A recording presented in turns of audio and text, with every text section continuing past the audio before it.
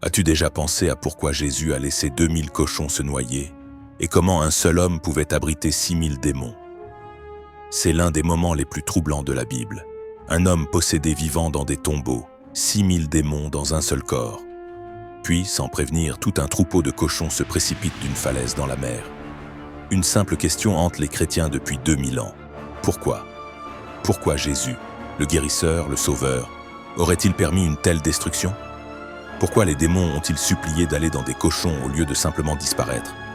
Et voici la partie qui va te choquer. Pourquoi toute la ville, après avoir vu ce miracle, a-t-elle supplié Jésus de partir? La plupart des gens lisent cette histoire et repartent confus. Certains s'en servent même pour remettre en question le caractère de Dieu. Mais cachées dans ce moment violent et chaotique se trouvent 3 vérités qui vont complètement changer ce que tu croyais savoir. Une vérité sur ce que Dieu valorise le plus, une vérité sur la guerre spirituelle et une vérité sur ta liberté.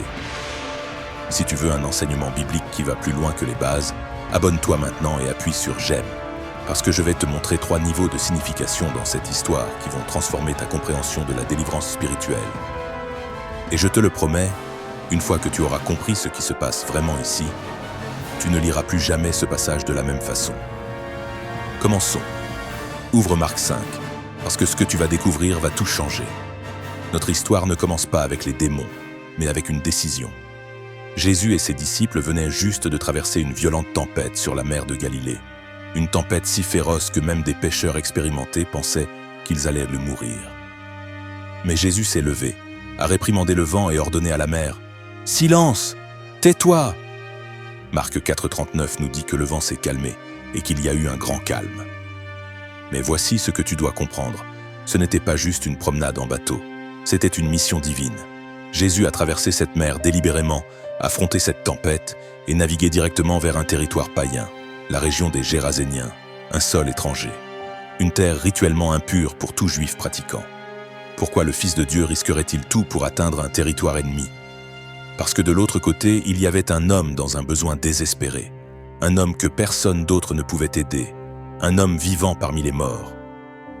Au moment où Jésus pose le pied à terre, il est accueilli par une scène terrifiante. Marc 5, 2-3.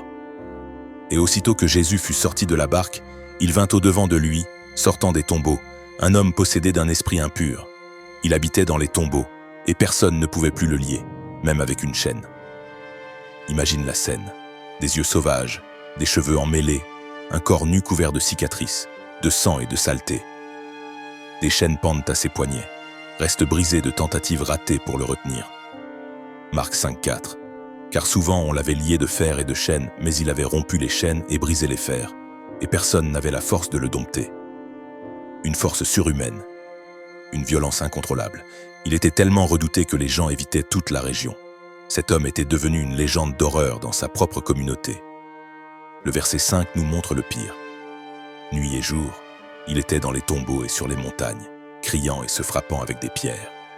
Chaque nuit, ses cris résonnaient sur les rochers. Chaque jour, il errait seul, en sang, en larmes, en train de se détruire lui-même. Il avait tout perdu, sa maison, sa famille, son nom, son esprit. Les tombeaux n'étaient pas seulement là où il vivait, ils représentaient ce qu'il croyait de lui-même, mort, maudit, oublié. Mais alors Jésus est venu, pas par hasard. Il a traversé une mer agitée exprès pour trouver l'homme que personne d'autre ne voulait atteindre. Quand cet homme vit Jésus de loin, quelque chose d'incroyable se produisit. Marc 5, 6-7. Voyant Jésus de loin, il accourut, se prosterna devant lui et cria d'une voix forte « Que me veux-tu, Jésus, fils du Dieu très haut? Je t'en conjure par Dieu, ne me tourmente pas !» Il l'adora, mais il hurla. Il tomba à ses pieds, mais supplia qu'on le laisse tranquille. Voilà ce qui se passe quand la lumière envahit les ténèbres.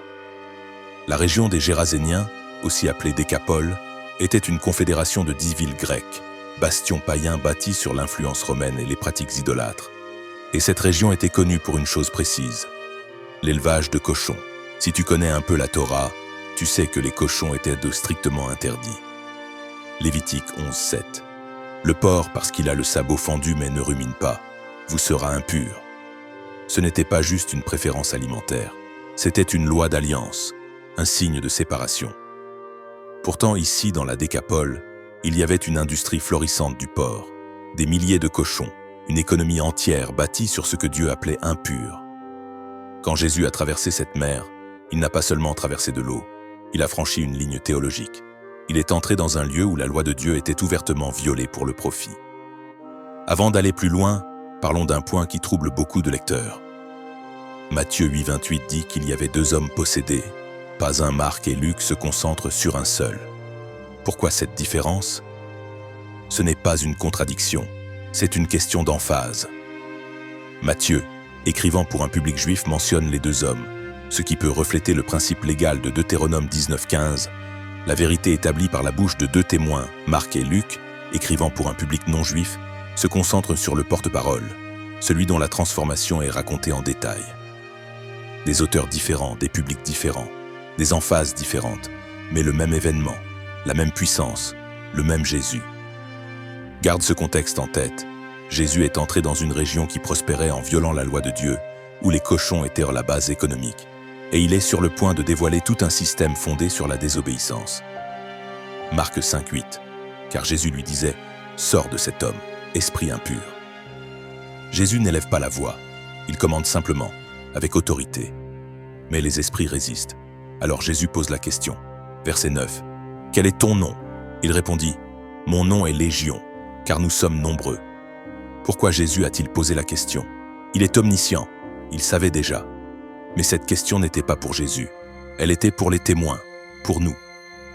Parce que ce qui va être révélé, c'est l'ampleur incroyable du tourment de cet homme Légion, un terme militaire romain. Une légion comptait entre 4000 et 6000 soldats, organisés, stratégiques, brutaux. Cet homme ne faisait pas face à un seul démon. Il était occupé par toute une armée de ténèbres, des milliers d'esprits en guerre pour le contrôle d'une seule âme fragile. Pas étonnant qu'il hurlait nuit et jour. Pas étonnant que les chaînes ne pouvaient le retenir. Ce n'était pas de l'oppression, c'était une invasion. Et pourtant, malgré leur nombre, malgré leur puissance collective, tous ensemble tremblèrent devant Jésus. Les démons étaient nombreux, mais Jésus est sans égal. Même leur porte-parole le reconnaît, Fils du Dieu très haut. Pas un simple enseignant, pas un prophète, le Fils du Dieu très haut. Même les démons ont une bonne théologie. Jacques 2,19 dit « Les démons aussi croient, et ils tremblent. » Puis vient la supplication, verset 10. « Et il le supplia instamment de ne pas les envoyer hors du pays. » Hors du pays, pas seulement hors de l'homme. Il ne voulait pas quitter la région. Pourquoi? Versets 11 à 12. « Or il y avait là, sur la montagne, un grand troupeau de porcs en train de paître, et les démons le supplièrent, « Envoie-nous dans les porcs, pour que nous entrions en eux. » Il suppliait ardemment, désespérément. Ces esprits qui avaient terrorisé un homme et dominé une région suppliaient maintenant comme des prisonniers devant un juge. Pourquoi des cochons? Parce que les démons préfèrent avoir un corps, même celui d'animaux, même celui de porcs impurs. Luc 8,31 précise « Et il le suppliait de ne pas leur ordonner d'aller dans l'abîme. » L'abîme, un lieu d'emprisonnement pour les anges déchus, en attente du jugement final. Les démons savaient que Jésus avait le pouvoir de les y envoyer immédiatement, avant le moment prévu, et ils étaient terrifiés. Alors ils ont supplié pour les cochons. Mieux valait habiter des animaux impurs que d'affronter le tourment de l'abîme. Verset 13. Alors il leur permit.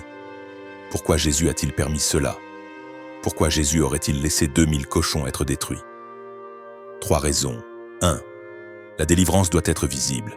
Pendant trop longtemps, le tourment de cet homme était invisible. Les gens voyaient les symptômes, mais pas la source. Quand ces cochons se sont précipités du haut de la falaise pour se noyer dans la mer, tout le monde a vu l'ampleur de ce que cet homme avait enduré. Le mal est devenu indéniable. 2. C'était un jugement sur une économie fondée sur la désobéissance. Ces cochons représentaient une industrie prospère, en violation directe de la loi de Dieu. Quand Jésus a permis leur destruction, il a déclaré qu'aucun système économique, aussi rentable soit-il, ne vaut plus que l'obéissance à Dieu. 3. Une seule âme vaut plus que 2000 cochons, plus qu'une économie entière, plus que le confort, plus que le profit. Les gardiens du troupeau ont fui et raconté tout à tout le monde. La ville entière est sortie. Et qu'ont-ils trouvé? Marc 5,15. Ils vinrent auprès de Jésus et virent le démoniaque, celui qui avait eu la légion, assis, vêtu, et dans son bon sens, et ils eurent peur. Vêtu dans son bon sens, assis paisiblement avec Jésus, c'était le même homme qui les avait terrorisés pendant des années. Et maintenant, il était entier. Tu penserais qu'il se réjouirait. Tu penserais qu'il tomberait aux pieds de Jésus. Mais le verset 17 nous dit quelque chose de tragique. Alors ils commencèrent à supplier Jésus de quitter leur région. Ils ont choisi les cochons plutôt que les gens, le profit plutôt que la présence, la familiarité plutôt que la liberté. Ils ont vu la puissance de Dieu et l'ont renvoyé parce qu'ils avaient peur de ce qu'il pourrait encore changer. Et amis, beaucoup font encore la même chose aujourd'hui. L'homme qui avait été délivré supplia Jésus de le laisser venir avec lui. Mais Jésus dit « Non » Marc 5, 19. « Va dans ta maison vers les tiens et raconte-leur tout ce que le Seigneur t'a fait et comment il a eu pitié de toi. » C'est la seule fois dans les évangiles où Jésus refuse quelqu'un qui veut le suivre. Pourquoi? Parce que cet homme avait une mission unique. Jésus quittait le territoire païen, mais l'évangile devait y rester. Alors Jésus lui a donné un mandat. « Dis-leur ce que j'ai fait pour toi. » Et c'est exactement ce qu'il fit, verset 20. Il s'en alla et se mit à publier dans la Décapole tout ce que Jésus avait fait pour lui, et tous furent dans l'étonnement. Cet homme parcourut les 10 villes de la Décapole, une région largement païenne, proclamant publiquement sa transformation. Les gens furent émerveillés non pas par sa théologie ou sa formation, mais par ce que Jésus avait fait. Il n'avait pas de diplôme de théologie. Il savait juste une chose, j'étais enchaîné, et maintenant je suis libre. J'étais tourmenté, et maintenant j'ai la paix. Et c'était suffisant. 5 leçons à retenir. 1. Les démons sont réels. Ils ne sont pas des mythes ou des métaphores. Ce sont de vrais êtres spirituels avec de vrais objectifs et une vraie peur de Jésus. Éphésiens 6,12 dit « Nous n'avons pas à lutter contre la chair et le sang, mais contre les puissances des ténèbres. » Les démons dans cette histoire ne riaient pas, ils suppliaient. Parce que quand Jésus se tient devant eux, ils n'ont pas d'autre choix que de se soumettre. 2. Jésus traverse les tempêtes pour te sauver. Il a délibérément traversé une mer dangereuse pour un seul homme tourmenté. Personne ne l'attendait, personne ne l'avait invité.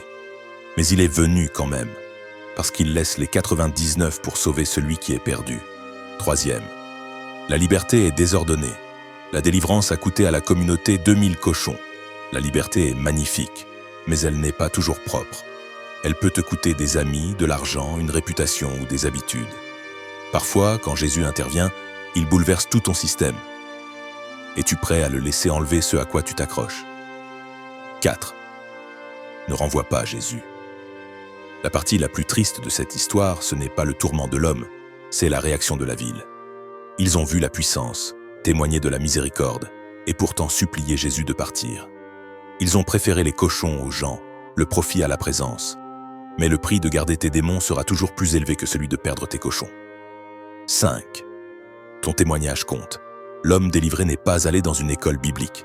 Il avait juste une histoire, et Jésus lui a dit « Va et raconte ». C'était suffisant. Tu penses peut-être ne pas être qualifié, mais ce qui te qualifie, c'est ce qu'il a fait en toi. Dis-leur ce qu'il a fait. Quand les gens verront qui tu étais et qui tu es maintenant, ils seront émerveillés. Laisse-moi te poser une simple question. Y a-t-il des zones dans ta vie où tu as laissé les ténèbres s'installer? Peut-être que, comme l'homme des tombeaux, tu as accepté le mensonge que c'est juste comme ça que tu es maintenant. Mais il n'y a aucun démon trop fort, aucun gouffre trop profond, aucun passé trop sombre que Jésus ne puisse racheter. Le même Jésus qui a fait taire une légion est ici maintenant, pour toi. Jean 8, 36. Si le Fils vous a franchi, vous serez réellement libre. Tu n'as pas besoin d'une prière parfaite. Appelle simplement son nom, Romains 10, verset 13. Car quiconque invoquera le nom du Seigneur sera sauvé. Maintenant, ouvre ton cœur. Laisse-le briser tes chaînes.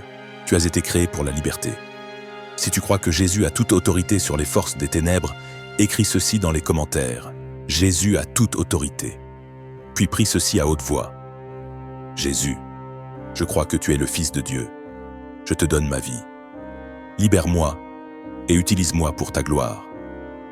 Si tu as prié cela, bienvenue à la maison. Si tu as aimé cette vidéo, soutiens cette nouvelle chaîne en faisant 3 choses.